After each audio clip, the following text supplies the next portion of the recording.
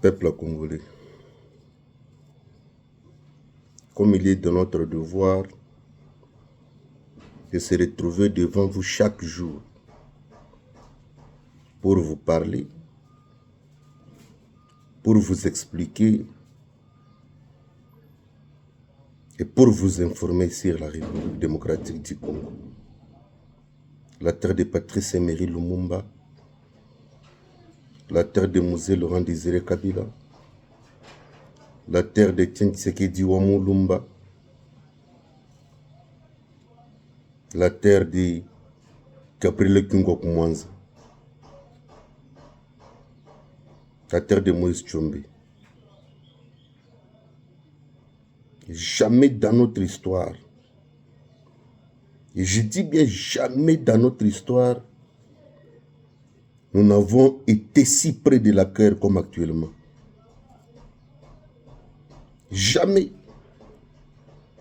Nous n'avons pas été si près de la guerre comme actuellement. Nous sommes près de notre libération totale. Parce que le peuple est fatigué de voir cette humiliation résister depuis longtemps. Le peuple est fatigué.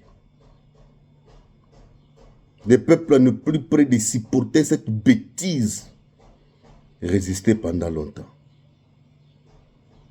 Comme les Vietnamiens, comme les Cubains, nous sommes arrivés au point de dire non à l'humiliation. Je peux vous confirmer que nous sommes en train de dépasser le dernier rideau pour arriver à la guerre.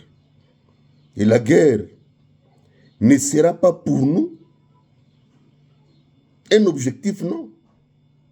Et la guerre sera pour nous une décision. Et la guerre sera pour nous une vie.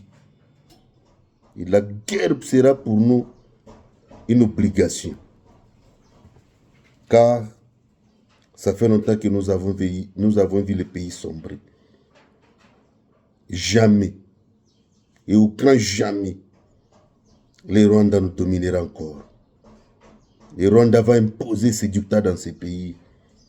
Car lorsque un peuple supporte l'humiliation, un peuple supporte l'esclavagisme, c'est un peuple qui est en train de mourir pour l'esclavagisme. Et lorsque un peuple ne supporte plus l'humiliation, le désordre, l'occupation de son pays, c'est un pays qui est en train de mourir pour la libération et pour l'indépendance et pour sa propre liberté. Ces derniers temps, il y a 3 événements qui illustrent ce que j'ai dit. Il y a 3 événements qui illustrent ce que j'ai dit. Le premier événement, vous voyez les messages de nos officiers militaires. Ça nous montre à quel temps nous sommes. Ça nous montre que nous ne sommes pas loin de notre propre libération. Le deuxième élément, c'est le message de ces jeunes au Congo central qui ont regardé le mot bondo dur que non trop c'est trop. Il faut que tout cela ne soit pas bango. Ça montre que le peuple est en train de mourir pour sa propre libération. Le troisième élément, c'est la détermination des militaires qui sont au front et la détermination de nos Wazalendo. Ça nous montre que non, nous sommes dans un chemin. Nous sommes déjà au bout de l'horizon pour notre propre libération. Alors nous devons nous mettre à prix. Alors nous devons être pris. Alors nous devons assurer que c'est notre vie, c'est notre pays. Peuple congolais, soyez prêts. Prenons les informations.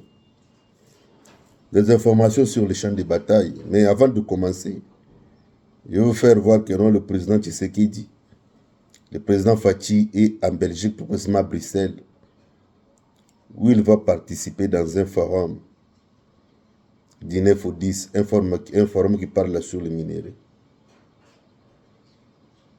Mais ce que je peux vous dire, que ça c'est la version officielle. Mais il y a notre version aussi qui cloche les sons. Qui nous dit, il est en Belgique, où M. Massa Boulos et le vice-premier ministre des Affaires étrangères belges, qui sont en train de tenter le dernier jeu, qui sont en train de tenter le dernier carré pour maîtriser Fachi de ne pas aller là où il est en train d'aller. Vous savez que Massa Boulos est à Bruxelles il y a 3 jours. Et vous savez que le président même était à Bruxelles. Il est en Belgique, il a même décoré un inspecteur. Il est rentré au pays il n'y a pas encore longtemps. Et aujourd'hui, il est encore rentré. Et selon nos informations, notre source, on nous confirme que non, il a été prié de se rendre là-bas pour aller discuter. Pour voir que la RDC ne puisse pas aller là où il est en train d'aller. Pour voir que la RDC ne puisse pas se décider comme elle est dans le chemin de se décider. Et nous allons voir. Et je connais Fachi, son état d'esprit et sa façon de ne pas trahir le pays, qui n'acceptera pas n'importe quelle négociation, qui n'acceptera pas n'importe quelle proposition, mais il acceptera les propositions qui viennent pour nous amener la sécurité, nous amener notre indépendance. Territoire de Kabare, les Wazalendo ont frappé sérieusement les rebelles du M23 lors de l'embuscade tendue à Lubuhu et Mwengerera.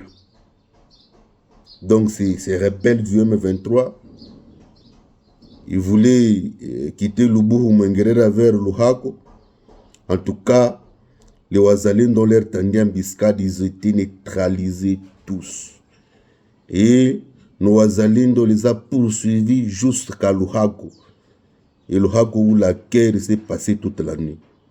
Vous comprenez que nous sommes en contact, nous sommes corps à corps avec eux.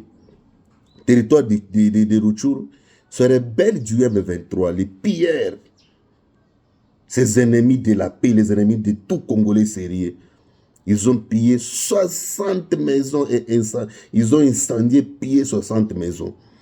Lorsque nous voyons Wazalendo, on vit ça, ils ont dit, mais jamais.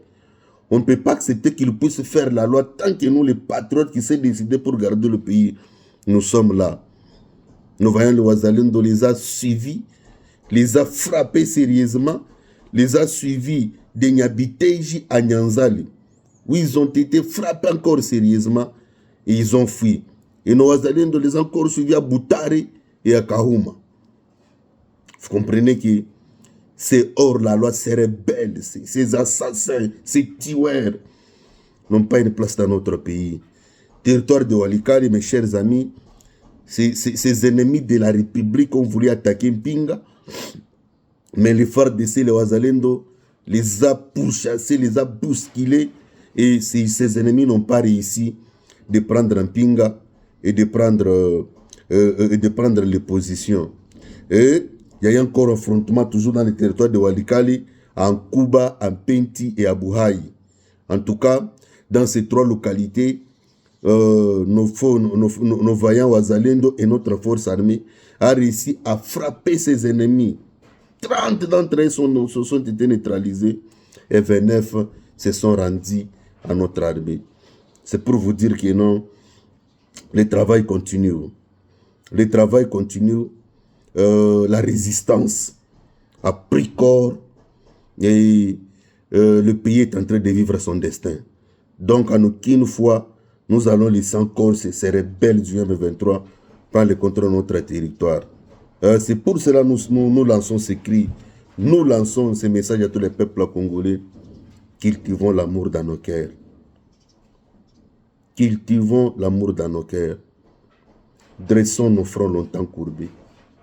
Il est temps que nous puissions nous lever et dresser nos fronts longtemps courbés. Et que Dieu bénisse le Congo.